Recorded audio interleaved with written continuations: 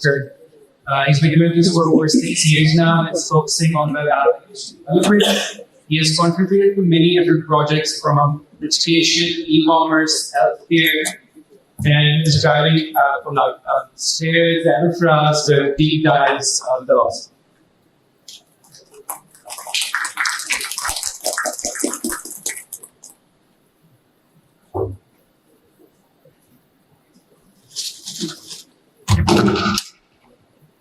Well, thank you so much, everyone, for sticking around.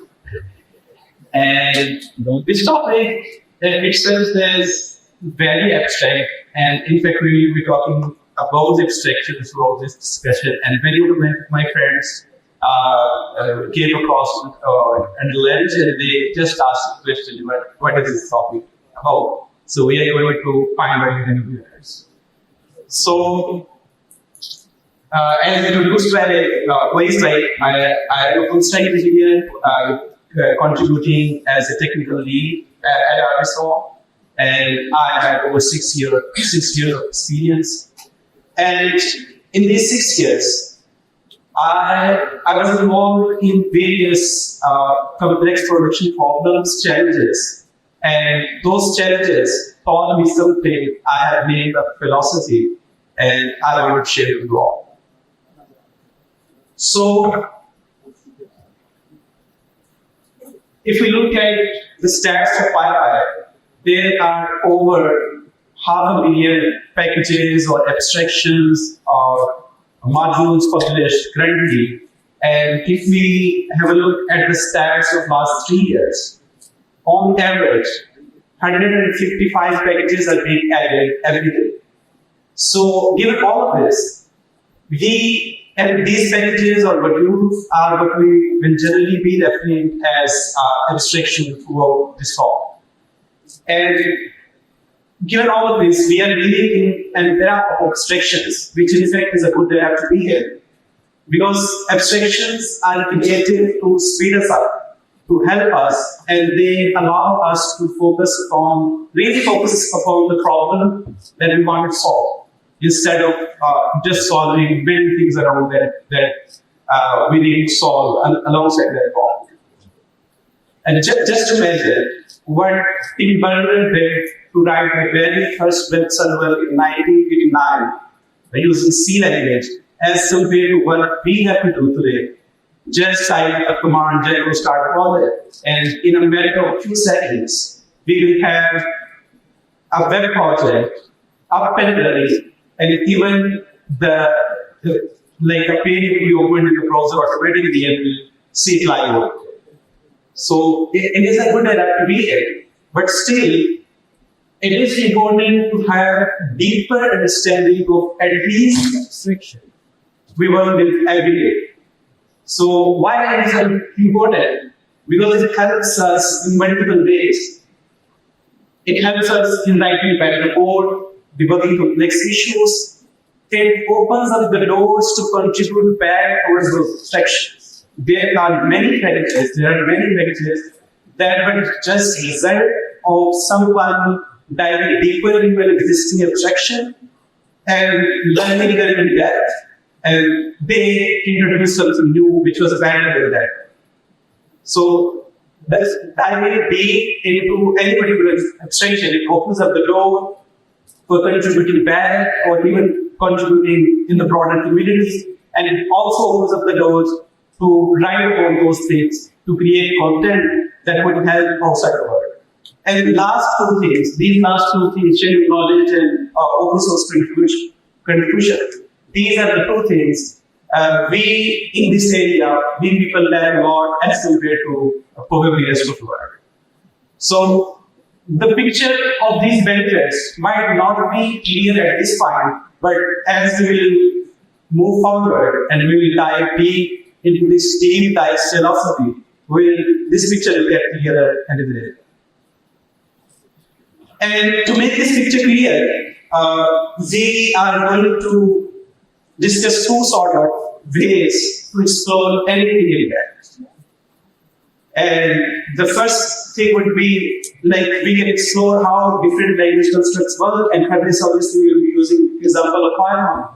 And then we'll explore how someone can explore or dive into open source code around main concepts of any abstraction, and then how it ends.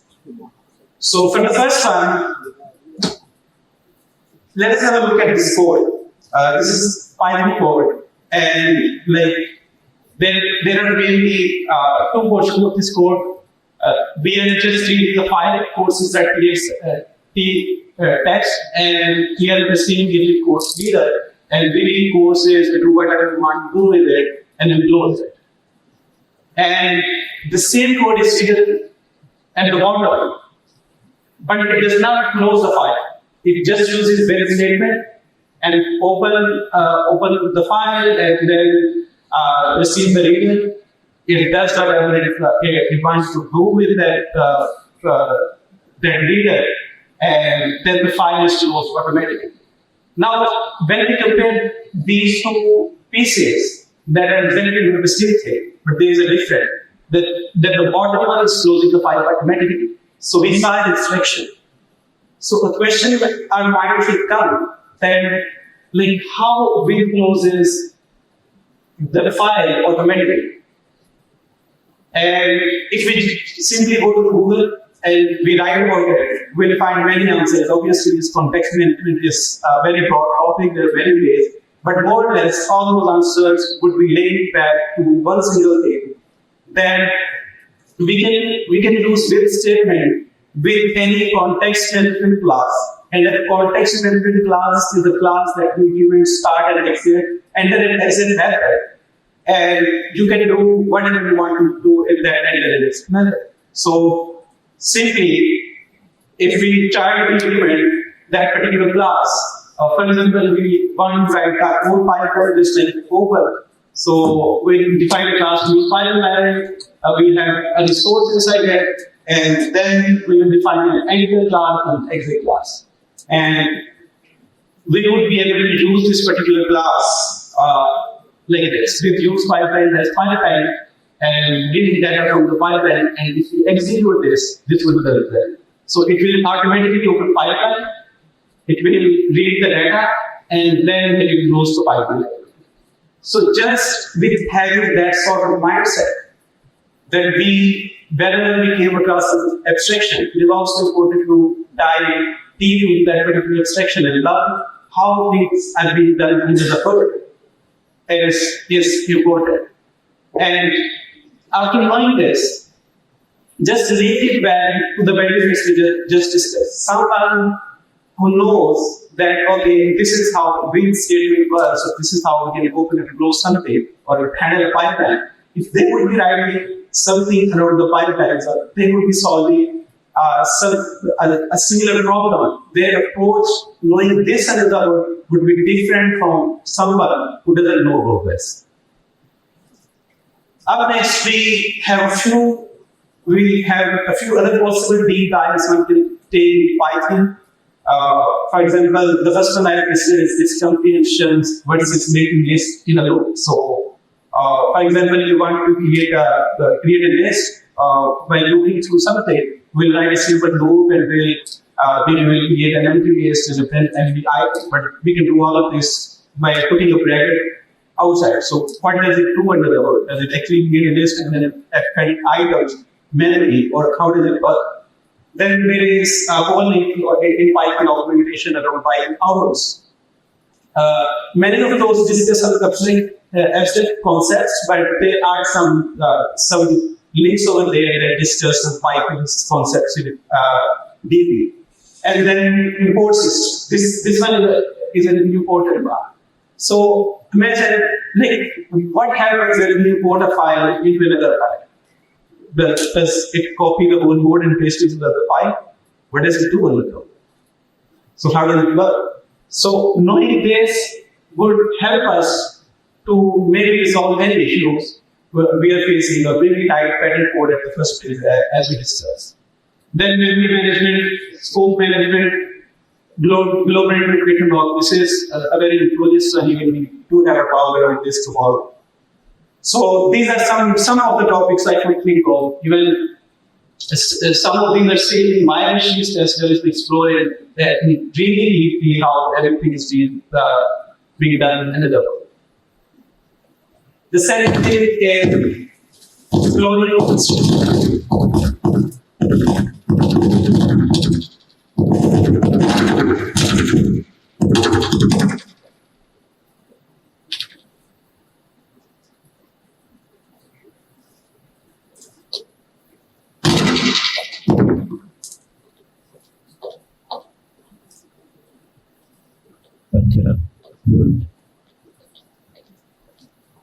Sorry, please. I agree. I will have an answer. Second is explore abstraction code around real concepts. And for this, we will be using an example of Django. Django is Django. How many of us have ever used Django signal or Django? This is a good example. But if someone doesn't, this is not the point to be able to know because we don't have an example of the next slide and all of us would be interested in it. So let us imagine a scenario that we have one signal and it is being dispatched from an app and then it is being heard in 5 different apps.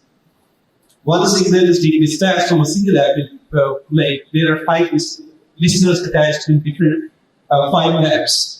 And if you wonder about these 2 questions, in what order would the receivers execute when this particular signal would be dispatched? Or if one of those receivers would fail, would the rest of those receivers execute? So these are the questions. If we try to Google them, it won't give any direct answers. At least till I said that I did publish an article on this. Maybe it's been indexed and now Google knows about it. But really, when I faced this problem, I wasn't able to find any answers. So, as promised, before we did further into it, as promised, here is an example of Django signals to ensure that everyone is on the same page. So, we can simply import. We can simply import signals from Django.dispatch, and we can initialize the signal just using that particular constructor, user register, and inside the view or any user is being registered. After registering the user, we can just set this signal. And let us say these are, for example, we were really discussing 5 things, but in this example, we have 3 receivers of that particular signal in 3 different apps. Top one is a notification app, and it is when it is defined, it is connected with that signal. So that means when users at the previous app would send the signal, this step will execute automatically.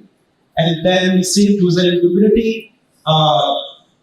This is also like similarly in a community app which is connected the same way, and then we have a management service app which is connected to the same signal, same user engaged.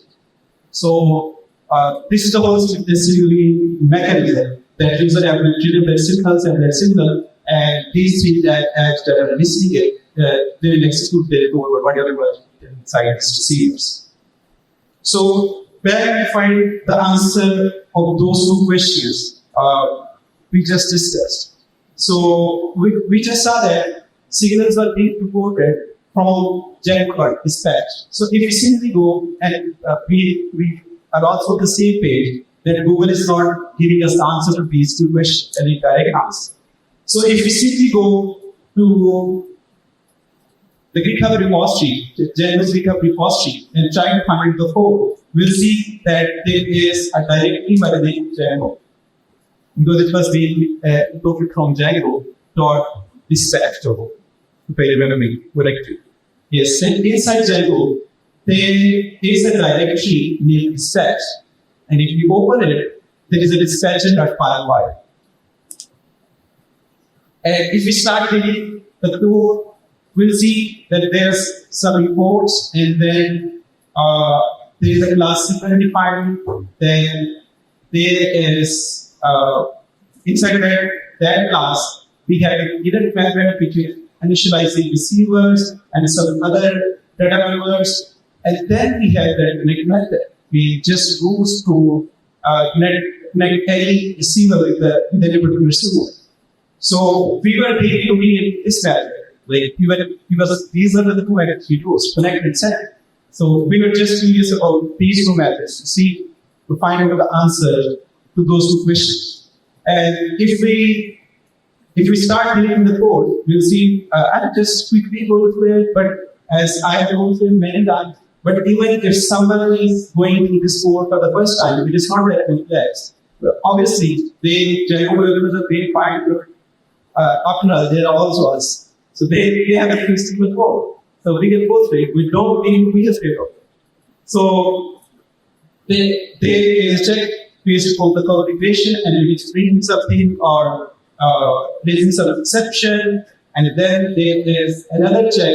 And if we keep scrolling, this is the main part where it is mainly after ensuring a few things. It mainly depends whatever function receiver we have passed inside the receivers that are going to initialize the university.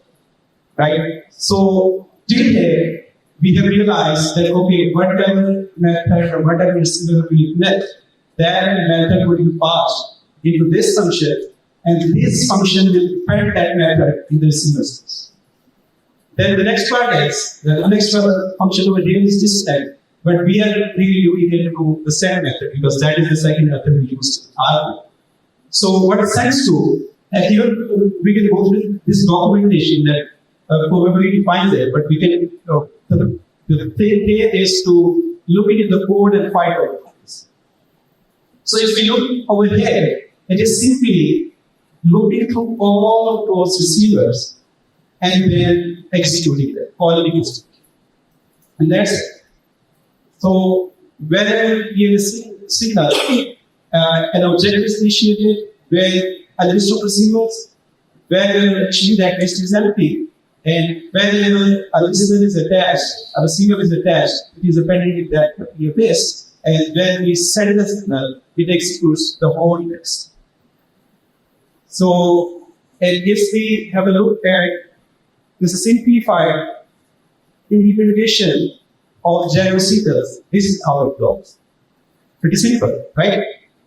So, and with this understanding, if we try to answer those two questions, like let us try to answer the first one. In what order would the signals or the receivers execute when its signal fetched?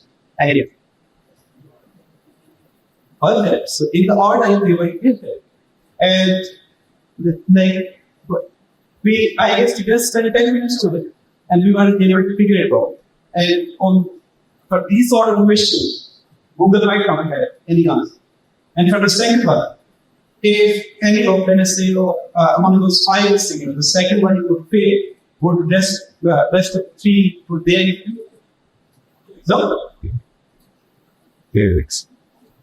okay. Basically, there is no trial test. There is a single loop. Let us say there is an exception. This is the simple implementation. Even if you say in Java code is so there is no trial. So if one of these would say, it will be no loop. Right? So you found out the answer.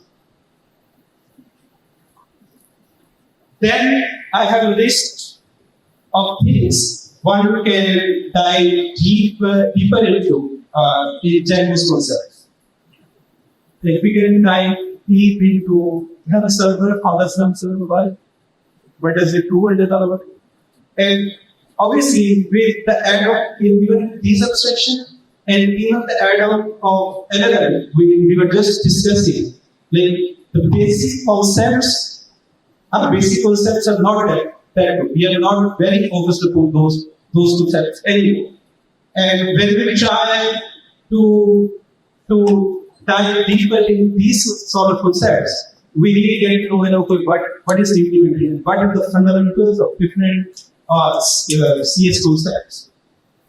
And then similarly in migrations, every directly, like we tried Python code inside some sort of HTML, and which generates a result in HTML. And at what point of the request response cycle, at what point of their cycle, Python code executes and it generates the result in HTML. And so that's it. Then model ranges to the code, request response cycle, middle weights, and others. It would be many things, right? I have a few basic. Imagine someone with an in-depth understanding of all these things, like how well they can contribute to a particular project, or how well they can solve a particular problem, or how well they can understand any complex issue the team is facing as compared to someone who has just learned Django and they have a lot of experience, but they have just glued up in that post. So the result will be a lot bigger. Well, there's a bottom line. This whole philosophy, this is really counterintuitive. Because as we discussed in the start, that like these abstractions are created to help us, right? To speed us up, to help us, and to make our work easier. And now we are discussing to dive deeper into those abstractions and learn how everything is going. Well, it is true that it is either counterintuitive, but we have also discussed the benefits, how it benefits. And there should be, I think, there should be a layout. It is not the case that whatever abstraction we touch, we need to store it in that. When we have, obviously, the way to start with Django would be to glue up things and get a little project. But when we have developed, I really hope that when we are working on a production project, we face different problems that if we have this sort of mindset, those problems force us to explore those things in that. But that is an ideal scenario. Even if the problems we are facing, they are not considered, we still need to get time and we still need to dive deeper into at least abstraction to one every major, so not everything, all of them at least they know, not everything, just the major area. And yeah, with this, keep having all of the benefits out of those abstractions alongside satisfying the scientists we all have in ourselves. Personally, we have discussed this whole philosophy and its benefits. Then we have explored two possible ways of exploring the abstraction in that. And then we have also gone through some of Python and Django aspects that would be explored in that. And then the quarter length, of course.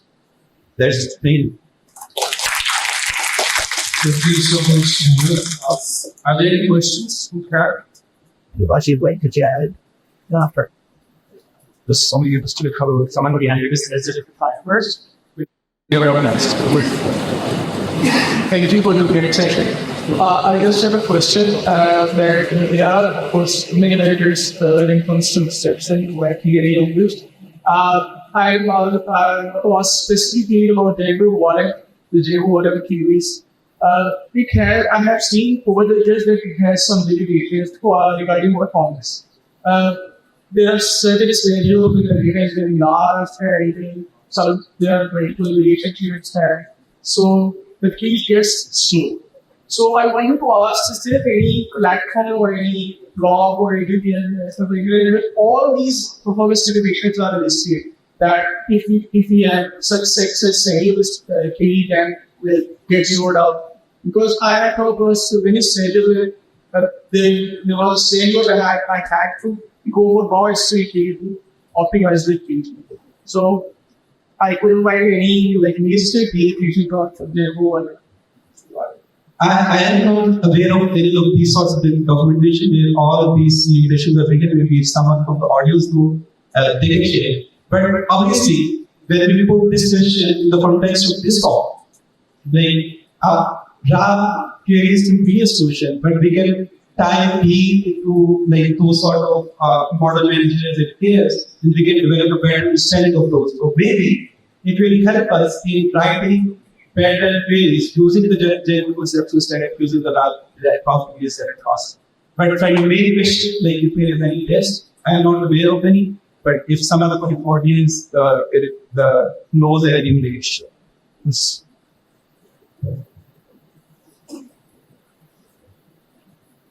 And I want to comment, so I really agree with this philosophy. I feel like academia as well, which is what philosophy. My comment is that usually good Stack Overflow questions are already implemented. So a good Stack Overflow executive response usually does link to some documentation that explains the problem in detail. But I think a lot of this, if you have good sources, usually Stack Overflow, they kind of lead you to the deeper dive. Thank you so much for acknowledging. Yes, there is even when we discussed the first one, we started from Google, right? And when you Google, Stack Overflow is the first or the second you want to go. And for these sort of questions, like the question two questions I actually faced this problem. And I wasn't able to find it. I searched it with Google, Stack Overflow. I went to, what is the name of that blog site? I don't know, real Python. And not real Python. It is a blog site. There are a lot of programming blogs around Python and Javascript. I wasn't able to find it. And then finally, I went into the code and found it. And it turned out that exploring the code took like maybe not as much time as I spent searching on Google and learn about that. But you're right, this should be the way. We might not start doing that search of the code. I think we like go to the repository and then find the IP and all that. We will just Google, if you link to somewhere, we can go and that is so that. I think that's also the beauty of open source. It's just a proprietary code there and we put that applied to the source. Second, very big. Hi, Riaz.